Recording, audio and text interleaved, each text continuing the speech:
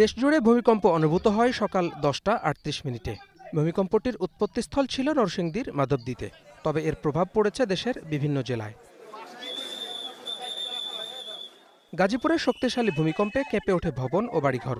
আতঙ্কগ্রস্ত হয়ে অনেকে উঁচু ভবন ও বাসাবাড়ি থেকে রাস্তায় নেমে আসেন। পোশাক কারখানার শ্রমিকরা হুড়োহুড়ি করে নামতে গিয়ে আহত হন অনেকে। টঙ্গী স্টেশন রোড এলাকায় একটি 6তলা ভবন হেলে পড়েছে, এতে আতঙ্ক ছড়িয়েছে ওই এলাকায়। নারায়ণগঞ্জের রূপগঞ্জে ভূমিকম্পে দেয়াল ধসে নিহত হয়েছে এক শিশু। এ ঘটনায় গুরুতর আহত হয়েছেন তার মা। এছাড়া নারায়ণগঞ্জ শহরে একটি স্কুলের দেয়ালে ফাটল দেখা দিয়েছে।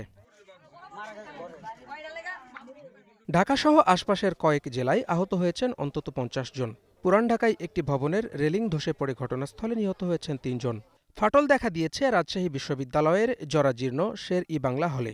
যেহেতু হলটি 63 বছর পুরাতন, অনেক জায়গাতে রডের সাথে সিমেন্টের জয়েনিং, সেই জয়েনিংটা ঠিকমতো হয় না, ফলে ঝুঁকিপূর্ণ থেকেই যায়।